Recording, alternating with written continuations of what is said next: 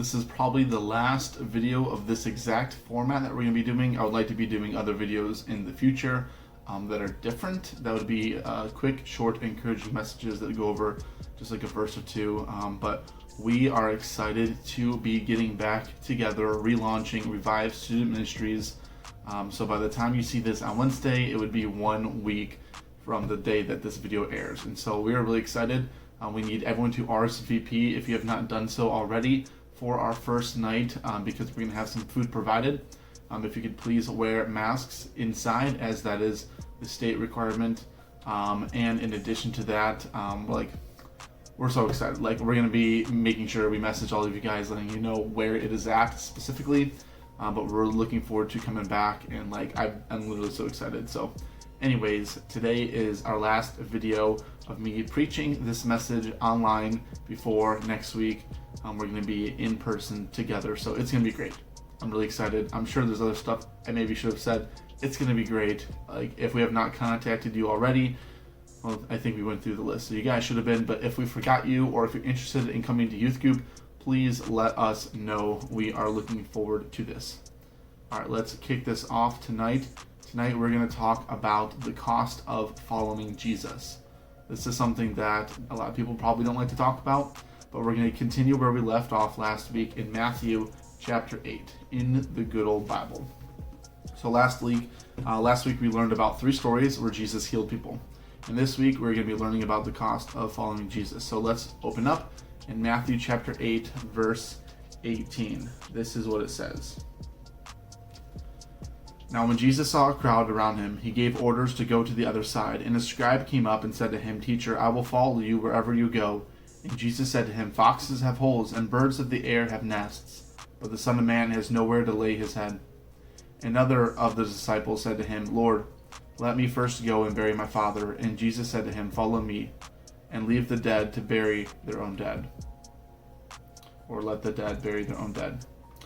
Alright, so that is our verse for today. So we're going to break it down and talk about this. And so there's other verses that Jesus specifically talks about the cost of following him, and the fact that we need to count the cost and what it's going to look like in our lives. So this is not that verse, but he still talks about the cost of following him, because it's not what it seems. People have an idea or a perception of what it means to follow Jesus, and Jesus says, no, it's actually not like that. It's like this instead. So looking in the beginning though, when he says, when Jesus saw a crowd around him, so he's looking around and he sees this crowd around him, he gave orders to his disciples, he's telling them what to do, to go over to the other side. Okay, so the other side of what? In the context, we see that he's by a lake.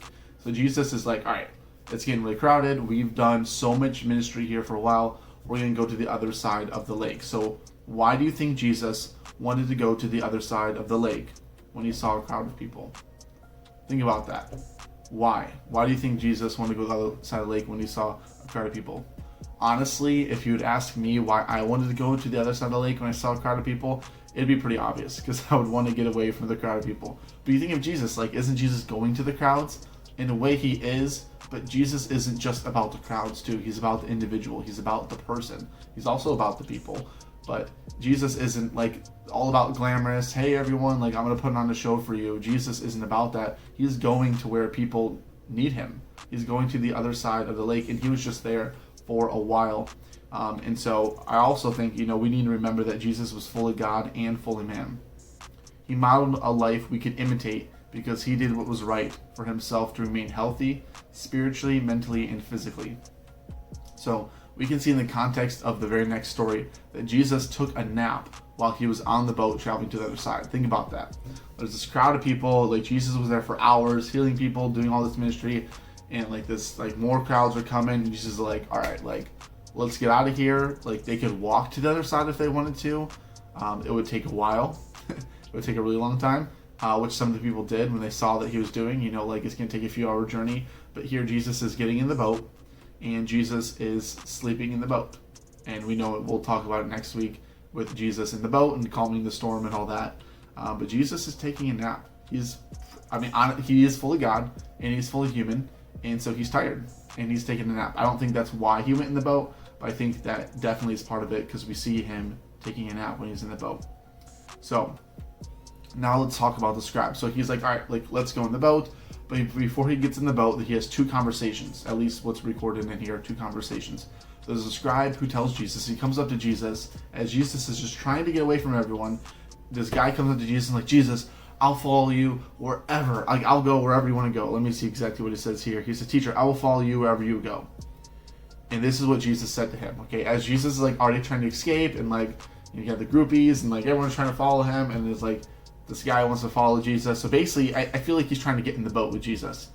And that could be a great message, like getting in the boat with Jesus and like walking on water and all that. But at this point in time, Jesus is like getting away, and this guy's like, I'll follow you wherever you want to go. Wherever you go. And then Jesus said to him, foxes have holes, and birds of the air have nests, but the Son of Man has nowhere to lay his head. Stop. Like, nothing after that. We don't see like his response. We don't see if he told him to go away. We don't see what he said. But here's what I think. Okay. I think I know Jesus knew his heart. Jesus knew what his motives or his thinking was, and Jesus knew what his perspective was. And so when I think about that, I'm like, oh, this guy wanted to follow Jesus, and Jesus is like, dude, this is hard. Like, this ain't easy. And so like, why is Jesus saying this? I think there can be multiple of reasons why. But here's a question I want you guys to think about here.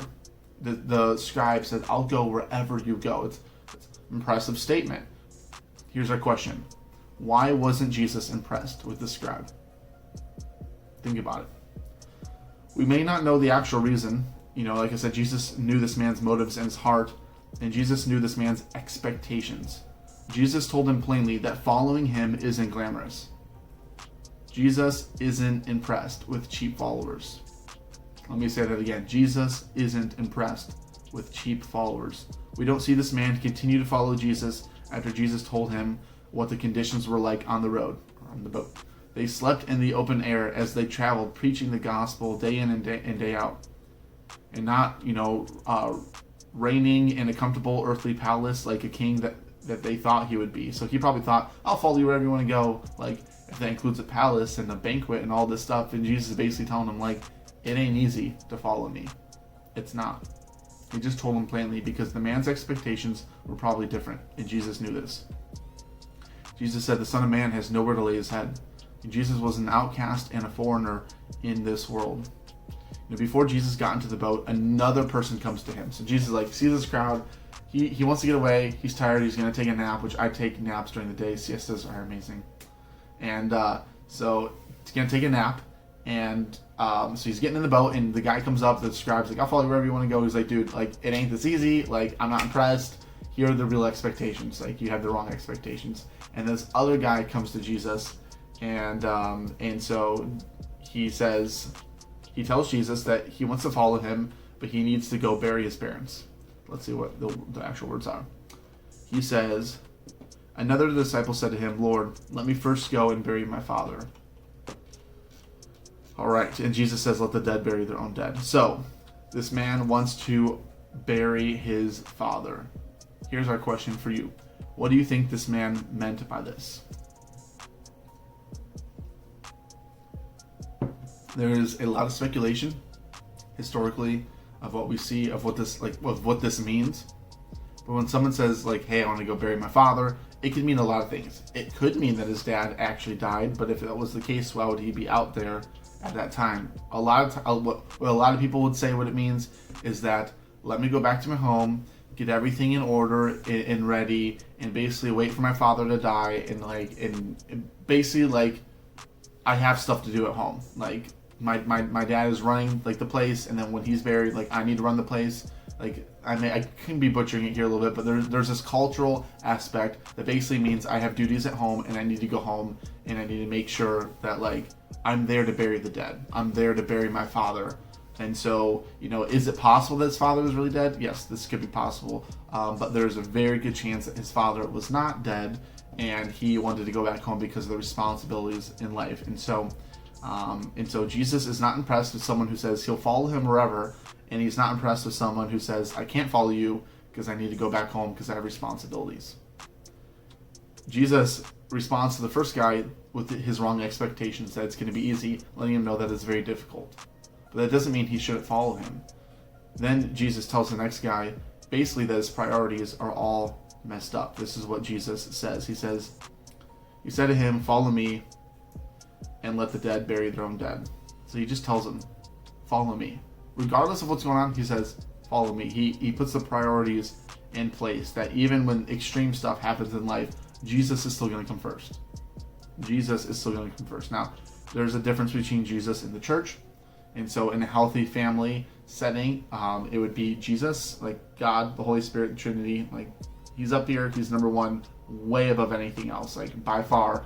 And then there's my spouse and my family, and then church and ministry related things. So understand that church and God, like, it's similar, like it's a related thing, but church is not God.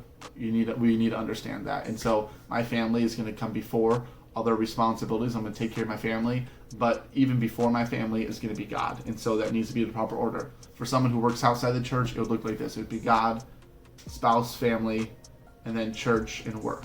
And so we need to have our priorities set. And so Jesus is letting this man know that he's way above every priority that can be there. So, like I said, this can even be maybe a save face. A way to save face. In a lot of cultures, they try to save face, which means, like, I'm not going to tell you no right up front. I'm going to be like, yeah, I can, and then not show up. And so it could be a way to save face and to take care of his family, or his father could really be dead. But Jesus highlights the priorities of following Christ. Following Jesus comes before everything else. Our identity is first found in him. And so this is the portion about the cost of following Jesus. We learned in the previous weeks that the path is narrow and difficult, and that the road leading to destruction is really easy and really broad. So the path may be difficult, and the cost may be great, but it is still paradoxically free. It is a free gift of salvation. There is no way we could earn our salvation. We freely accept this from Jesus, but the world will try to take that gift away. And the world is going to try to lead us astray. Following Jesus costs us nothing compared to what we gain. There is a cost in terms of our own comfort and what we want to do, but in terms of there's no way that we could work for our own salvation. Well, I'll end with this. Jim Elliot, missionary, said this: he is no fool who gives what he cannot keep to gain what he cannot lose. And I believe that is the cost of following Jesus, is giving up stuff that we could never keep anyways. We could never keep that if we wanted to, so why it wouldn't make sense to hold on to it anyways. We can give it up because we can never hold on to it anyways, and we're going to gain what we could never lose. And so I just think that's what the cost of following Jesus is all about. We're giving up what we can't keep anyways, and we're going to gain what we can never lose. Hopefully this message has had an impact on you. If you have any questions or comments, please write them down in the comment section. We are really, really excited to relaunch Revive Student Ministries, and I will see you guys on Wednesday. If you have any questions, please text or call Sarah and I, or the leaders. We are here for you guys. We are excited. We're so happy to be done making a lot of these videos. We're going to try to do something for those that are still online who are not yet comfortable coming back in person. I'm going to try to make something available for you guys, but stay tuned. I'll see you guys soon.